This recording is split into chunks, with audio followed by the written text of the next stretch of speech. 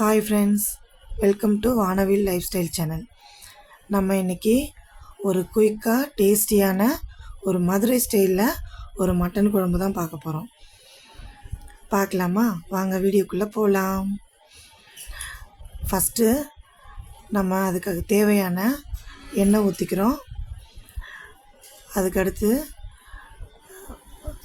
பட்டை, ஏலக்காய், சோம்பு, கசகசா, மிளகு, சீரகம், ஏலக்காய், பிரிஞ்சி இலை, இது எல்லாத்தையும் நம்ம போட்டுக்கிறோம்.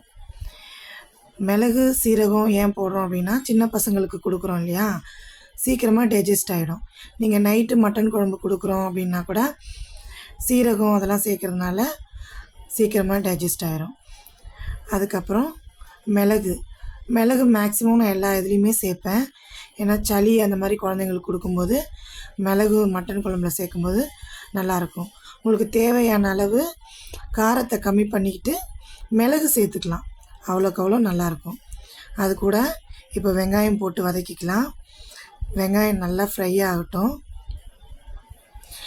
எவ்வளோக்கு எவ்வளோ வெங்காயம் ஃப்ரை ஆகுதோ அவ்வளோக்கு அளவு குழம்பு டேஸ்ட்டு கொடுக்கும். ஏன்னா இதில் வெங்காயம் தான் ஃப்ளேவரை நமக்கு நல்லா ஏற்றி கொடுக்கும் மட்டன் குழம்புக்கு. வெங்காயம் நல்லா ஃப்ரை ஆனதுக்கப்புறமா நம்ம தக்காளி சேர்த்துக்கிறோம். தக்காளி நல்லா ஃப்ரை ஆகணும், அந்த வெங்காயத்தோடு சேர்ந்து நல்லா மேஷ் ஆகணும். அதனால் நம்ம இந்த ஸ்டேஜில் அதுக்கு தேவையான உப்பு போட்டுக்கிறோம். உப்பு நீங்கள் தக்காளி போட்டதுக்கப்புறம் அந்த உப்பு சேர்க்கும் போது சீக்கிரமாக வதங்கிடும், தக்காளி நல்லா மேஷ் ஆகிடும். அதுக்காக தான் இந்த ஸ்டேஜில் நம்ம தக்காளி போடுறோம். உப்பு போட்டுட்டு நம்ம இப்போ உப்பு போட்டு நல்லா ஃப்ரை பண்ணிக்கலாம். அதுக்கடுத்து மஞ்சத்தூள் சேர்த்துக்கலாம். மஞ்சத்தூள் இதில் போட்டுட்டு நல்லா ஃப்ரை பண்ணிவிட்டு இந்த ஆயில்லையே நல்லா மஞ்சள் ஸ்மெல் போகிற வரைக்கும் நல்லா ஃப்ரை பண்ணிக்கலாம்.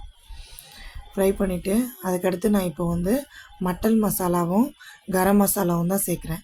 நீங்கள் வீட்டில் அரைச்ச மசாலா இருந்துச்சு அப்படின்னா நீங்கள் அதையே சேர்த்துக்கலாம். நான் இப்போ இன்ஸ்டண்ட்டாக செய்யணும், சீக்கிரமாக செய்யணும் அப்படிங்கிறதுக்காக நான் கடையில் வாங்கின மட்டன் மசாலாவும் கரம் மசாலாவும் தான் சேர்க்குறேன். சேர்த்து இந்த ஆயிலையே நல்லா ஃப்ரை பண்ணிக்கணும். ஃப்ரை பண்ணிவிட்டு கொஞ்சம் தேங்காவை சேர்த்துக்கலாம். தேங்காவையும் நல்லா சேர்த்து அதில் ஃப்ரை பண்ணிக்கலாம். ஃப்ரை பண்ணிவிட்டு இதை நல்லா ஆற வச்சுட்டு நம்ம மிக்சியில் போட்டு அரைச்சி பேஸ்ட்டாக எடுத்துக்க போகிறோம்.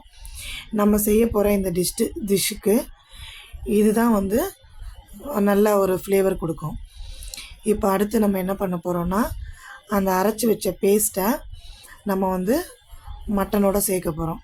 அதுக்கு ஒரு குக்கர் வச்சுக்கலாம். ஃபஸ்ட்டு குக்கரில் நீங்கள் ஏற்கனவே மட்டன் வேக வச்சு அதுக்கப்புறம் நீங்கள் இந்த பேஸ்ட்டை அரைச்சி போட்டாலும் பரவாயில்ல. நான் மட்டன் இப்போ வேக வைக்கல. மட்டன் ஒரு குக்கரில் வச்சுட்டு அது கூட இஞ்சி பூண்டு பேஸ்ட்டு சேர்த்துக்கலாம். அரைச்சி வச்சுருக்கிற அந்த பேஸ்ட்டை அதில் ஊற்றிக்கலாம். உங்களுக்கு தேவையான அளவு தண்ணி எவ்வளோ வேணுமோ அந்த மாதிரி நீங்கள் ஊற்றிக்கலாம். நான் கொஞ்சம் திக்காகவே வேணும் அப்படிங்கிறதுக்காக கொஞ்சமாக தான் தண்ணி சேர்த்துருக்கேன். சேர்த்துட்டு இந்த ஸ்டேஜில் நீங்கள் உப்பு கரெக்டாக இருக்கா அப்படின்னு நீங்கள் வேணும்னாலும் செக் பண்ணிக்கலாம். அப்படி பத்தாமல் இருக்குது, கம்மியாக இருக்குது அப்படின்னா உங்களுக்கு தேவையான அளவு உப்பு போட்டுக்கலாம்.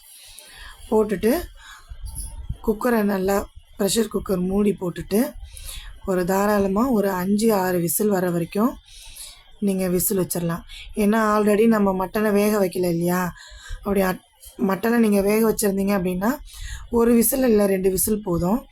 மட்டன் வேக வைக்காதனால ஒரு 5-6 விசில் நீங்கள் நல்லா வச்சு விசில் விட்டுக்கலாம். விசில் வந்துருச்சு. இப்போ ப்ரெஷர் குக்கரை ஓப்பன் பண்ணி பார்க்கலாம் எப்படி இருக்குது அப்படின்னு. பாருங்கள், இப்படி தான் இந்த ஸ்டேஜில் இப்படி தான் இருக்கும். இந்த ஸ்டேஜில் உங்களுக்கு தேவையான அளவு மல்லித்தூள் போட்டுக்கலாம். மல்லி இலை போட்டுட்டு நீங்கள் ஒரு தாளிப்பு கூட கொடுத்துக்கலாம். இல்லை அப்படியே நீங்கள் சாப்பிட்ணுனாலும் ஒன்றும் இது இல்லை, நல்லாயிருக்கும்.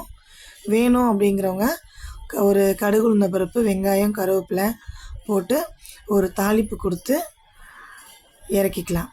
இப்போ நமக்கு தேவையான மட்டன் கிரேவி சூப்பராக ரெடி ஆயிடுச்சு. வாங்க சாப்பிடலாம்.